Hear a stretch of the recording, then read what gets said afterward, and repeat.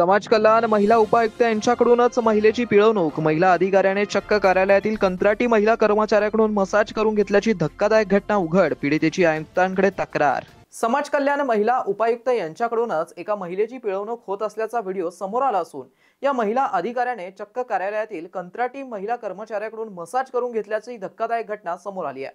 या समाज कल्याण महिला उपायुक्तांचा कारनामा पीडित कर्मचारी महिलेने मोबाईलच्या कॅमेऱ्यामध्ये कैद केलाय. छत्रपती संभाजीनगर येथील समाज कल्याण उपायुक्त पदावरती असलेल्या महिला अधिकाऱ्याचा एक प्रताप समोर आलाय.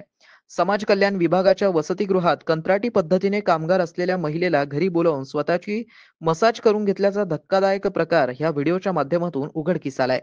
या प्रकारचे व्हिडिओ समोर आले आहेत. संबंधित पीडित महिलेने थेट समाज कल्याण आयुक्तांना यासंबंधी तक्रार केली आहे.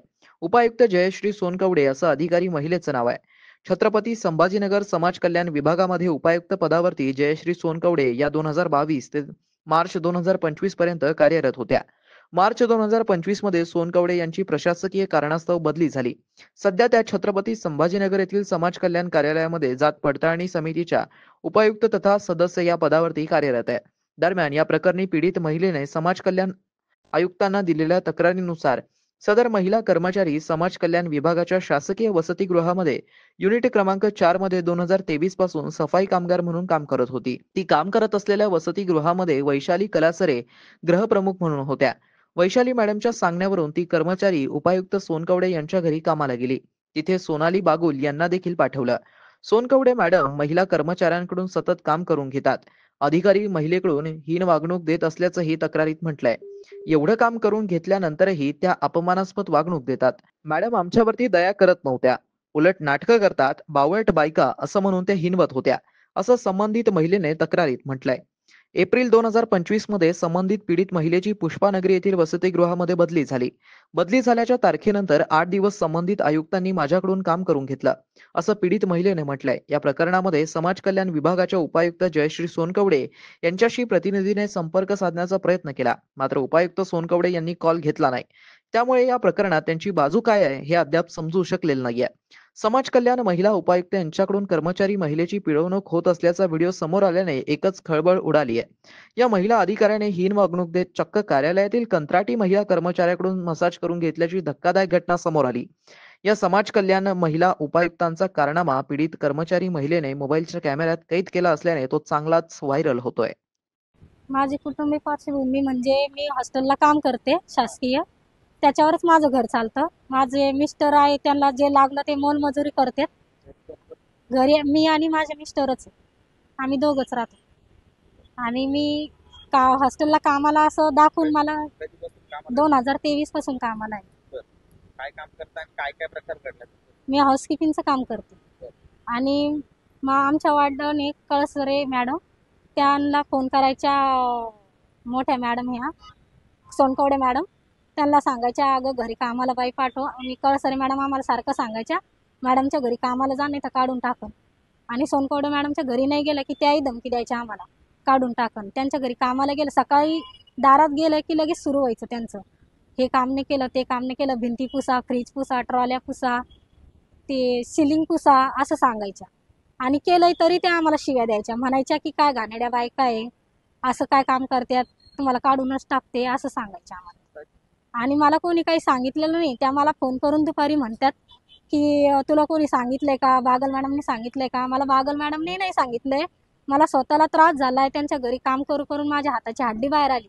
अक्षरशः त्या जेवण करता करता पण म्हणायच्या मसाज करा. त्यांच्या आईचीही करायची, त्यांच्या आईची नाही केली की दुसऱ्या दिवशी ती म्हातारीही फोन सांगायची लेकीला, म्हणायची की माझी मसाज नाही केली. लगेच मॅडम बोलायच्या दुसऱ्या दिवशी आईची मसाज करायची सांगितली तिनं, का नाही केली, मग काढून टाकन तुम्हाला, तुमचा पगारच करणार नाही, तुमचा बीयूजीचा कॉन्ट्रॅक्ट माझ्या हातात आहे असं म्हणायचं. झाडाचे पानं, त्यांचे स्वतःचे पायाची मसाज, केसाची मसाज, आणि त्यांच्या चेहऱ्याला जेलही लावून घ्यायच्या.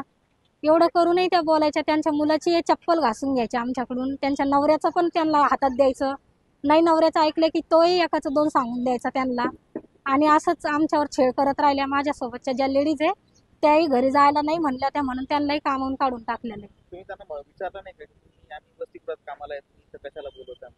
म्हणलं ना तर जेवढं सांगितलं तेवढं करायचं, शिल्लकचे उत्तर द्यायचे. त्यांना मी म्हणायचे मॅडम आमचं काम कुठे आहे, हॉस्टेलला आहे ना, तुम्ही आम्हाला घरी का बोलवते? तर त्या म्हणायच्या कारण पगार मी देते ना असं म्हणायच्या त्या, कारण बीयूजीचं कॉन्ट्रॅक्ट तुमच्या माझ्याकडे आहे. नाही काम केलं तर बीयूजी काढून टाका. आणि म्हणायच्या की पेमेंटच करणार नाही. मग काय करत्या, करा, नाही तर कामाला येत्या की नाही.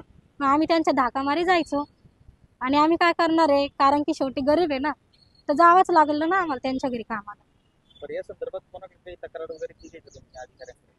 हो, आयुक्त साहेबाकडे केलेली आहे, कारण की मला न्याय मिळावा. काय काय लिहिलेलं त्याच्यात?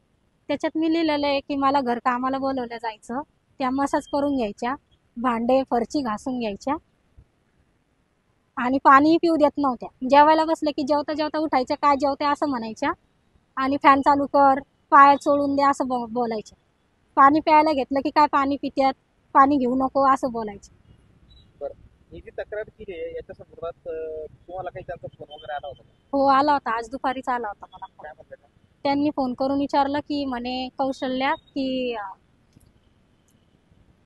त्यांनी मला फोन केला, म्हणल्या की दुपारी फोन करून की म्हणे तू कोणाला माझी तक्रार केली का. मी म्हणलं की केली म्हणलं, कारण की मी घाबरले होते ना म्हणून सर त्यांना, त्याच्यामुळे मी सांगितलं का माझ्या हाताची हड्डी बाहेर आली त्यांच्या घरी काम करून करून, म्हणून मी त्यांची तक्रार केलेली. बरं, दुसरं असं तुम्हाला काही दबाव आहे का कोणाचा? तुम्हाला कोणी सांगितलंय का की जाणीवपूर्वक त्या मॅडमच्या विरोधात तक्रार करा, असं काही आहे का? असं कोणीच काही मला सांगितलेलं नाही, ना कोणत्या मॅडमनी ना कोणत्या सरांनी कोणीच सांगितलेलं नाही. कारण की मला स्वतःला त्रास झालाय म्हणून मी सांगितलेलं नाही.